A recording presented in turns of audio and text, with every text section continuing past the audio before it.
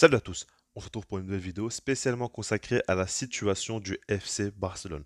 Comme vous le savez, il se passe énormément de choses et c'est un petit peu compliqué de faire le point sur toutes les informations, toutes les désinformations auxquelles on est confronté. Et donc aujourd'hui, je vais faire tout ça pour vous et je vais tout simplement me mettre à la place du club en essayant de comprendre comment il pense. Je ne vais pas donner mon avis personnel, mais surtout voir comment le club travaille pour résoudre des problèmes à court, moyen et long terme. Donc on va commencer dès maintenant en parlant du premier choix qui a été fait, celui qui concerne Xavi. Et le fait est donc qu'il va continuer à travailler en tant que coach du Barça. Ici, évidemment, c'est assez compliqué à comprendre parce que dans un premier temps, on a vu que Xavi avait déclaré tout simplement qu'il va quitter le Barça en fin de saison et qu'il ne veut plus continuer.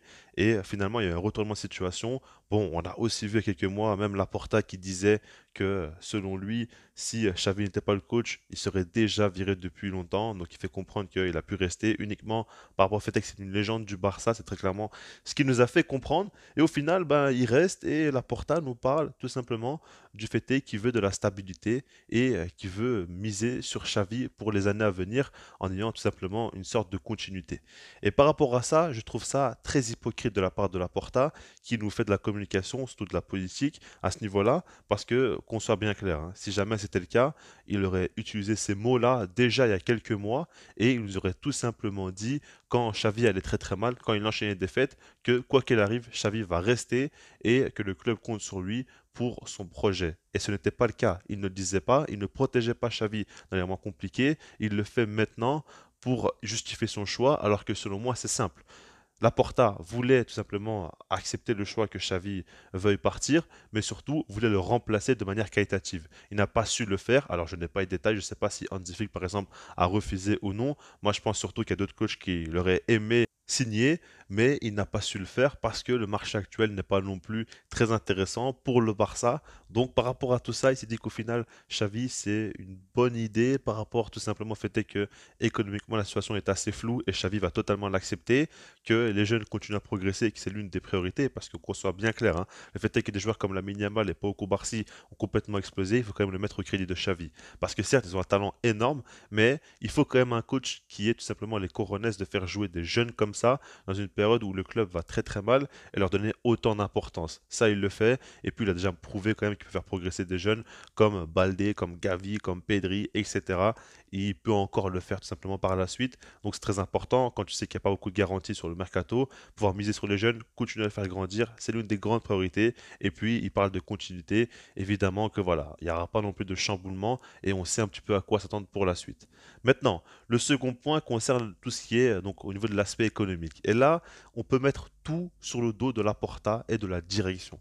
Parce qu'il faut bien comprendre une chose. Aujourd'hui, la priorité du Barça, tout simplement, c'est de trouver l'équilibre financier, de ne plus être soumis au fair play financier.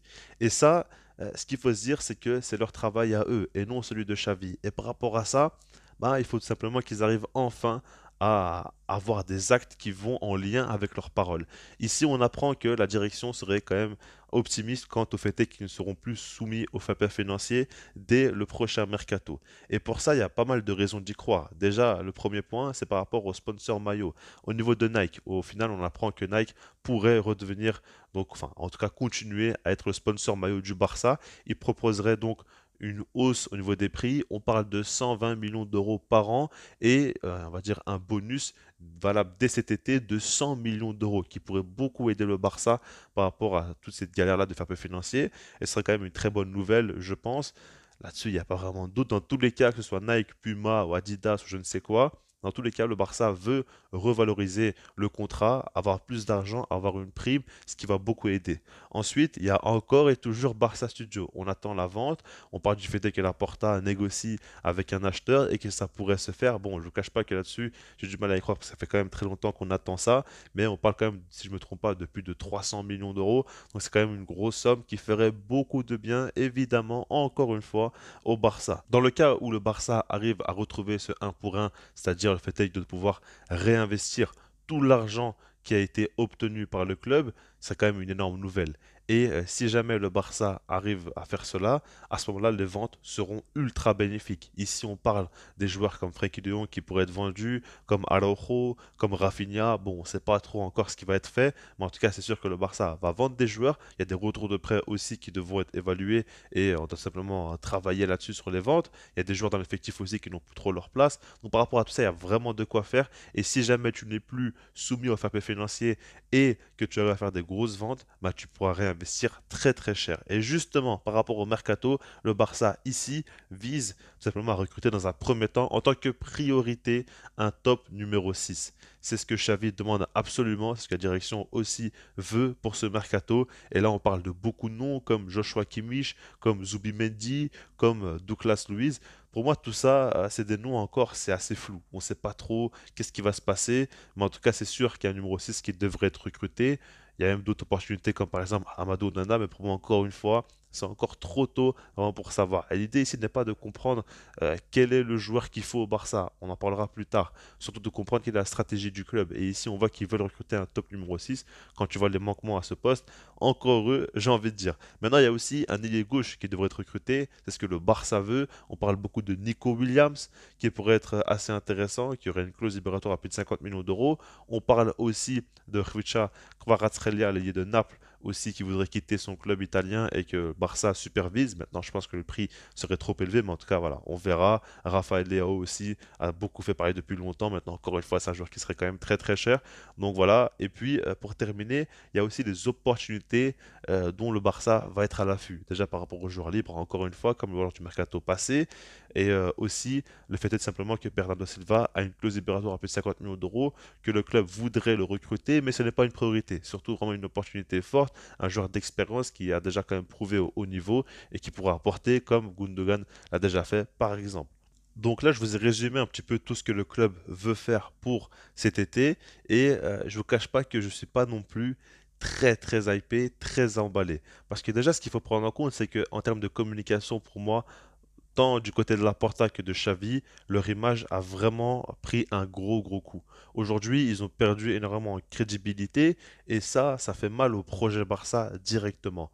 Ensuite, quand Laporta décide de vouloir de la continuité avec Xavi, on peut être contre, on peut être pour, mais le problème principal, c'est qu'il met une énorme pression sur Xavi, encore une fois, parce qu'il montre bien qu'il n'a plus du tout cru en projet et que là maintenant il va y croire et il va laisser encore une fois Xavi avoir les pleins pouvoirs du mercato, etc., de pouvoir tout simplement continuer à travailler au Barça. Donc évidemment que si la saison prochaine ça se passe mal, vu tout ce qui s'est passé, les supporters vont énormément se plaindre. Et à ce moment-là, le licenciement de Xavi sera tout simplement très très vite acté. Et par rapport à ça, ben, ça peut vraiment très très mal terminer cette histoire-là. Moi je pense très clairement que Xavi est un bon coach, peut faire de bonnes choses, mais quand on voit que par exemple il dit publiquement que son staff va continuer à travailler avec lui, qu'il n'y aura aucun changement qui va être opéré, bah, on comprend pas trop ce qui se passe. Quand on voit que du côté de la Porta, il y a quelques années, il nous avait dit que perdre aura des conséquences sous son mandat. Aujourd'hui, on nous pose la question, il dit oui, c'est toujours d'actualité et il y aura des changements qui vont avoir lieu, mais il ne dit pas encore très clairement ce qui va se passer.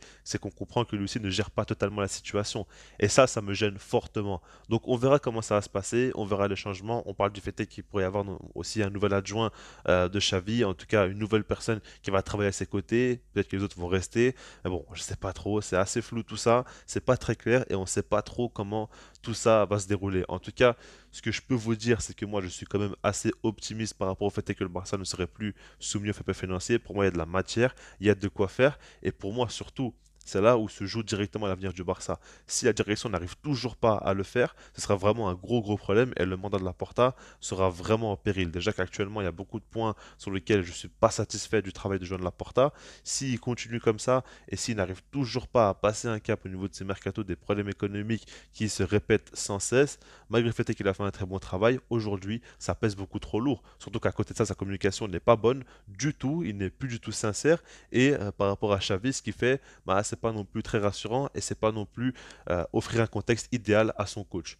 Donc voilà, tout ça me fait dire quand même beaucoup de doutes, beaucoup de questions que je me pose. C'est pas forcément négatif parce que tout peut se régler, mais en tout cas à l'heure actuelle, il faut comprendre que l'histoire n'est pas claire et qu'il va falloir attendre pour y voir plus clair justement. Je reste là-dessus, sinon moi je vous dis peace.